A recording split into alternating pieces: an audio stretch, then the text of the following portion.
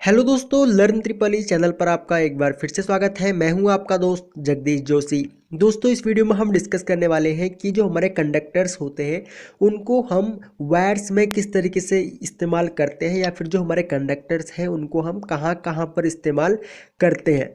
ठीक है, तो इस वीडियो में पूरा डिटेल में आपको जानने को मिलेगा कि कौन से कंडक्टर का क्या काम है और कौन से कंडक्टर को किस सही जगह पर इस्तेमाल किया जाता है और क्यों किया जाता है। सबसे पहले अगर हम बात करें सिल्वर की, देखिए सिल्वर मीन्स चांदी की। तो चांदी क्या है, ये एक सफ़ेद रंग की धातु होती है, एक सफ़ेद रंग का ये एक मेटल है जो कि काफ़ी लचीला होता है और काफ़ी नरम होता है। ठीक है, इसको हम यूज़ कहाँ पे करते हैं, इसको जो हमारे जितने भी सर्किट ब्रेकर्स हैं या फिर जो हमारे इंस्ट्रूमेंट है, जो हमारे मेजरिंग इंस्ट्रूमेंट है, या अगर हम बात करें सर्किट ब्रेकर्स की, तो जो उनके अलग होने वाले कॉन्टैक्ट पॉइंट जो होते हैं उन पर सिल्वर का इस्तेमाल किया जाता है। ये सिल्वर जो है ये सबसे अच्छी धातु मानी जाती है क्योंकि इसका रेजिस्टेंस जो होता है वो बहुत कम होता है। जैसे कि मैंने आपको अपनी पिछली वीडियो में बताया था सिल्वर के बारे में, तो इसका रेजिस्टेंस काफ़ी कम होता है, और जिस भी धातु का रेजिस्टेंस सबसे कम हो वो धातु सबसे अच्छी धातु मानी जाती है। उसके बाद अगर हम बात करें कॉपर की, तो कॉपर जो है इसका नंबर दूसरे नंबर पे इसका नंबर आता है। इसका रेजिस्टेंस सिल्वर से थोड़ा सा ज़्यादा होता है और इसको हम इलेक्ट्रिक वायर्स में इसका इस्तेमाल करते हैं। और कॉपर जो है वो ऑक्साइड, सल्फाइड और सल्फेट, ये जो धातुएं हैं इनको शुद्ध करके, इनको प्योर करके बनाया जाता है। अगर मैं इसके यूजेस की बात करूं तो इसको इलेक्ट्रिक वायर में इसका इस्तेमाल किया जाता है, और इसमें जो हमारी जो मोटरें हैं और जो हमारी इलेक्ट्रिक मशीनें हैं इनकी वाइंडिंग के लिए कॉपर का इस्तेमाल किया जाता है, क्योंकि ये इलेक्ट्रिकल का काफ़ी अच्छा कंडक्टर माना जाता है। ठीक है, इसलिए इसका इस्तेमाल किया जाता है। चांदी का इस्तेमाल इसलिए नहीं किया जाता है क्योंकि चांदी जो है ये काफ़ी कॉस्टली है, ये महंगी पड़ती है बाय कंपेयर टू कॉपर के। कॉपर से ज़्यादा ये महंगी पड़ जाती है, इसलिए हम सिल्वर का इस्तेमाल नहीं करते हैं वाइंडिंग वगैरह में।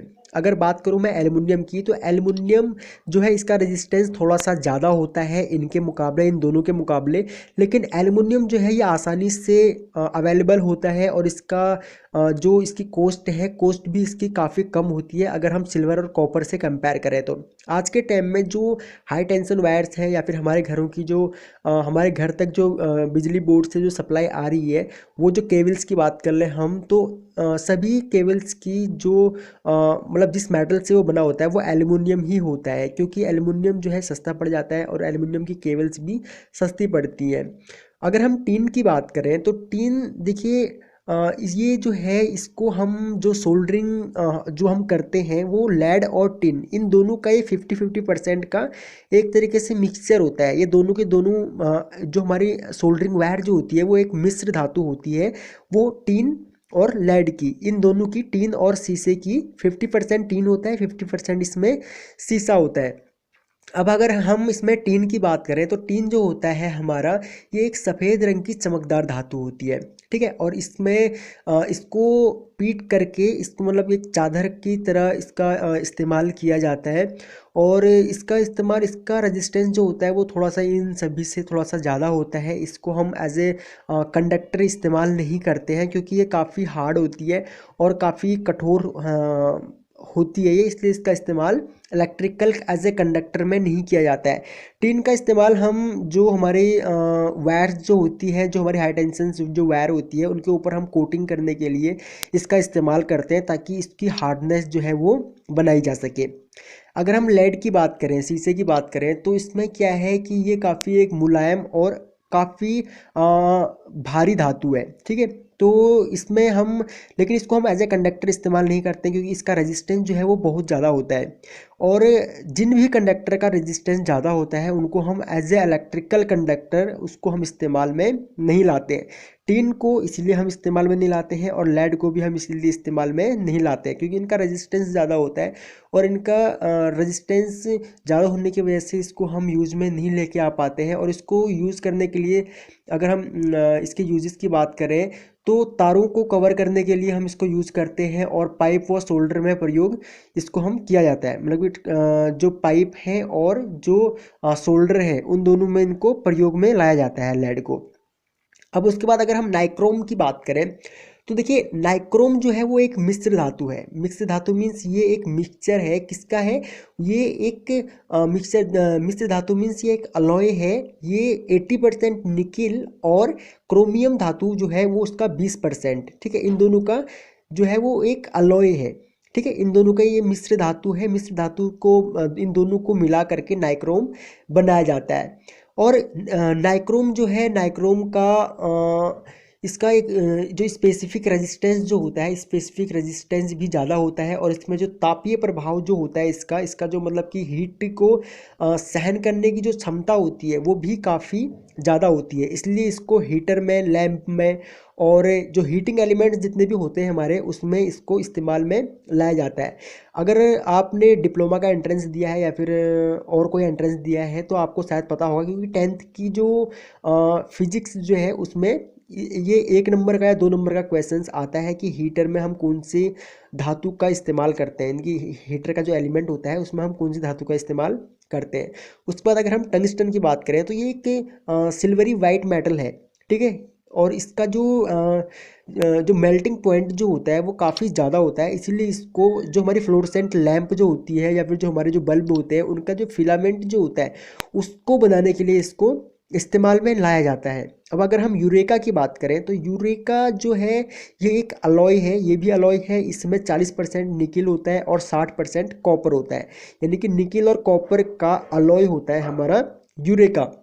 इसका स्पेसिफिक रेजिस्टेंस ज़्यादा होता है और इसको मतलब कि जो रजिस्टर है हमारे, रजिस्टर और रजिस्टिव लोड, रेगुलेटर, स्टार्टर, इन सब को बनाने के लिए यूरेका का इस्तेमाल किया जाता है। उसके बाद अगर हम बात करें एसिड सॉल्यूशन यानी कि तेजाबी घोल की, तो एसिड सॉल्यूशन से हमारा सीधा सीधा मतलब है कि जो हमारी बैटरीज जो होती है उन बैटरीज के अंदर जो केमिकल इस्तेमाल किया जाता है वो यही वाला केमिकल होता है। क्योंकि वो जो बैटरी के अंदर जो केमिकल वो इस्तेमाल किया जाता है वो केमिकल भी एज ए कंडक्टर ही बिहेव करता है, इसीलिए उसमें इसका इस्तेमाल किया जाता है। और ये इसका जो प्रभाव है, इसका जो मतलब कि ये धातुओं पर तुरंत, यानी कि जो मेटल जो है मेटलों पर तुरंत इसका प्रभाव पड़ता है। और अगर ये जो मतलब एसिड है ये इंसान के शरीर के लिए भी काफ़ी घातक होता है। इसीलिए जो बैटरी के अंदर की जो गैसेस जो होती है, बैटरी के अंदर जो एसिड जो होता है उसको कभी भी हाथ से टच नहीं करना चाहिए। अगर कहीं आप मतलब कि छोटी बैटरी हो, लेड एसिड बैटरी हो या कोई सी भी बैटरी हो, अगर आप उसे फोड़ के देखते हैं कभी, उसके अंदर जो प्लेट्स जो होती है तो उसके अंदर से जो केमिकल निकलता है आप उसको छू करके कभी भी चेक मत करना, क्योंकि वो बहुत ही मतलब कि घातक होता है। उसके बाद अगर हम कार्बन की बात करें तो कार्बन एक काले कलर का हमारा मेटल होता है और इसमें ये बहुत ही सॉफ्ट होता है। अगर हम इसको किसी भी हैमर से या किसी भी चीज़ से अगर हम इसको तोड़ने की कोशिश करेंगे तो एक हल्की सी चोट मारने पर ही ये पूरा का पूरा जो है वो बिखर जाता है। अगर मान के चलिए ये कार्बन है, अगर आप इसको हल्के से अगर एक चोट मारेंगे तो ये पूरा का पूरा पाउडर में बदल जाएगा, पूरा का पूरा ये जो है वो बिखर जाएगा। अगर इसका एक सिंपल सा मैं एग्जांपल आपको बताऊं, जो हमारी पेंसिल होती है, पेंसिल की जो लेड होती है ना वो कार्बन की बनी हुई होती है। और जो सेल होता है, सेल जो पहले हम रेडियोज़ वगैरह में काफ़ी सेल यूज़ किया करते थे, उन सेल को अगर आपने फोड़ के कभी देखा होगा तो उनके अंदर एक कार्बन की रॉड होती है।